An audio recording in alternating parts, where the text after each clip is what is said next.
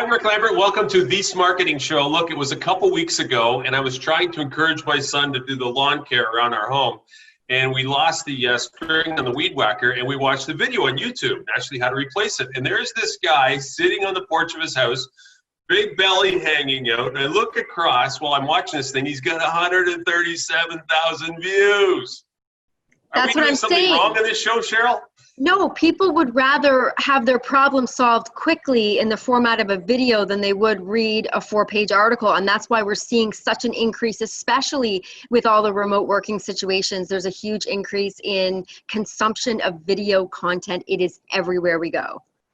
Hey, people can argue, I don't need a video. I would say when we ask most business leaders, what's your video strategy? It's kind of, the stats indicate that 71%, I would say more, people prefer to watch a video versus read.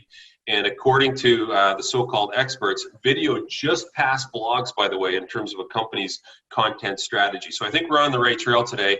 With your top 5 must-have videos, I've got the runners-up, just like any beauty pageant, there has to be some runners-up. So I'll give you the other ones. But Cheryl, what do you think are must-haves? Let's get it going. Yeah, I mean, we always get asked, like, where do I start with videos? People say, yeah, sure, I'd love to incorporate video into my strategy.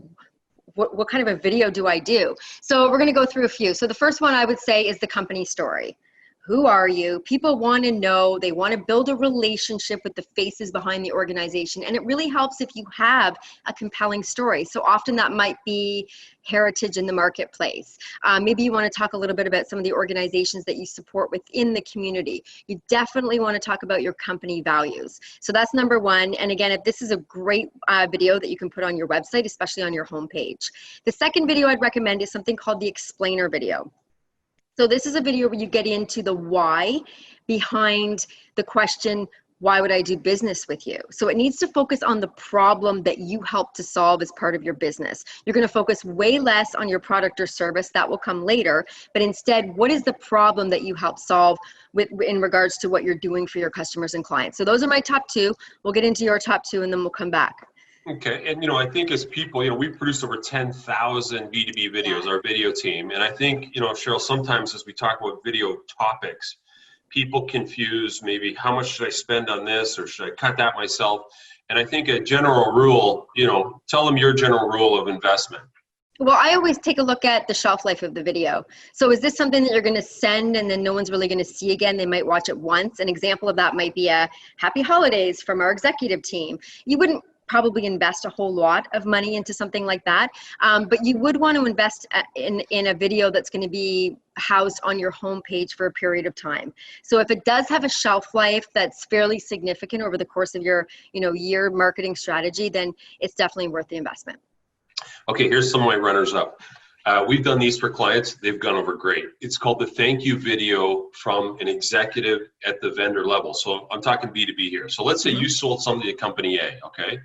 Some of our clients have a video that sits on a landing page, and the link to the landing page is sent to the customer that just bought, and the video has the executive from the company saying, thank you so much for selecting us. We're very excited about, what we can do for you. Oh, by the way, on this page are some other services if we want to cross-sell or upsell you that we offer now that you're a customer. And by the way, I'm personally committed to your success. The executive thank you video, absolutely like a sweetheart in terms of a lot of our clients. Mm-hmm. Yeah. Okay, another one, landing page videos. So Cheryl, we've been talking about paid advertising on the Smarketing Show and how there's been some disasters. People get people to the site, but the landing page isn't set up kind of to, connect.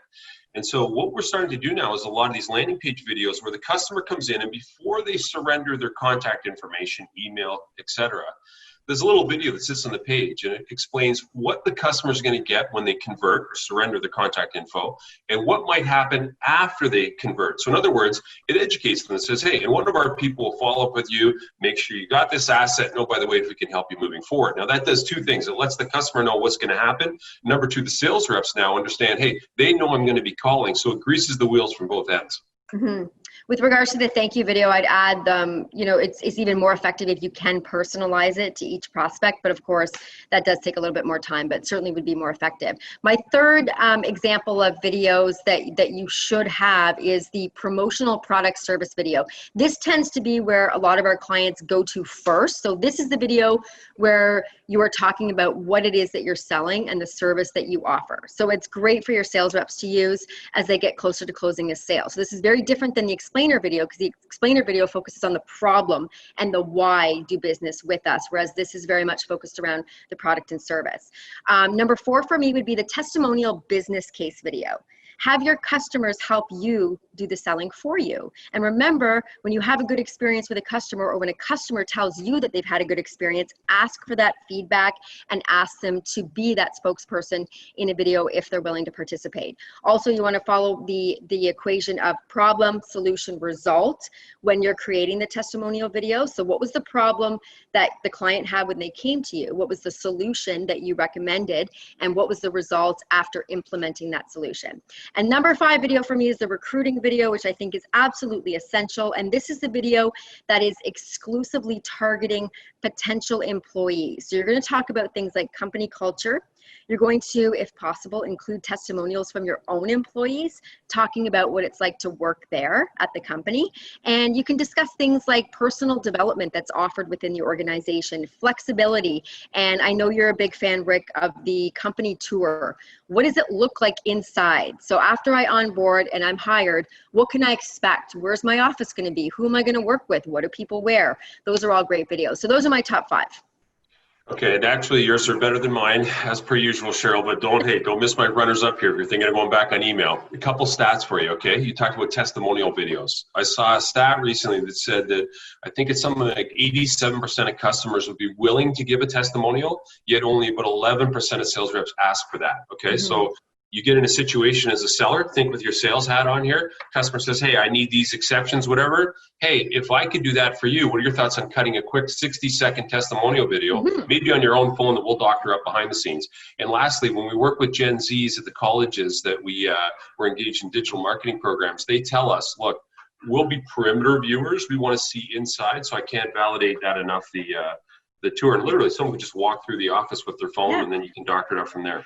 Okay, my personal favorite, the FAQ video. It's great for salespeople, frequently asked questions. Look, your customers ask you the same questions all the time. Maybe you create a top 10 list, go on video yourself or someone for your company and say, hey, this is a question we're always asked and this is the answer. And then they'll hang those FAQ videos maybe on a service or support page, because it helps customers help themselves before you have to roll a tire for a service call or take time on the phone, etc.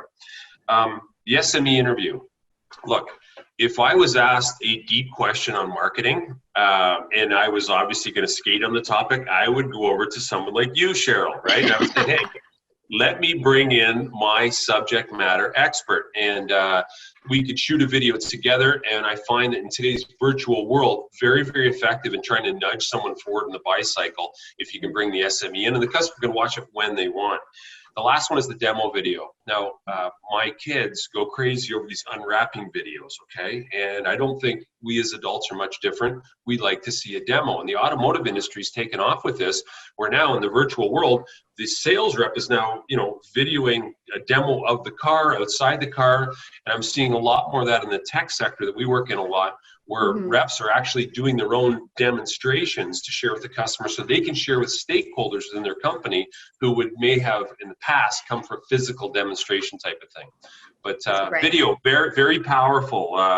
And I think, again, I go back, if we ask most business leaders, what's your video strategy? It's just a big opportunity, we think, to get an unfair advantage over your competition. Yeah, those are 10 really easy ways to get started, and you can kind of weave them throughout your actual digital marketing strategy. A few pointers before we go. Number 1, don't make one video with 10 in the one video. Try to break them up into pieces, and consider this. Videos that you would host on your website can be a little bit longer. So I would say on average, we recommend between 1 to 3 minutes if they're going to be housed on your site. But for social media, Definitely a lot less than that, anywhere between 15 and 30 seconds. The attention span on social media is certainly declining with time. Second, be conversational in terms of when you're writing your script. Try to be conversational, use easy words, and remember what is written to be read is very different than what is written to be watched. So it's a very different language. Use video to communicate with your staff internally. And I like this idea because especially with the remote working situation that we have right now, when do we ever get in front of senior leadership? Not very often. So it's a really good way for executives and the senior leadership team rather to communicate with their staff. So those are my pointers. And again, if you can use the faces of the people that work in the organization in the videos, that's best practice. And if all else fails and you want to get 137,000 views, maybe you got to show your tummy. Maybe we're onto the wrong stack here, Cheryl. Anyway, thanks very much for joining us today. Videos, some great ideas that we think must be part of your marketing mix. Yes, thanks, Rick, and thanks everyone for watching. We'll see you next week. Engage at Into Communications with any comments, questions, or concerns. See you next time.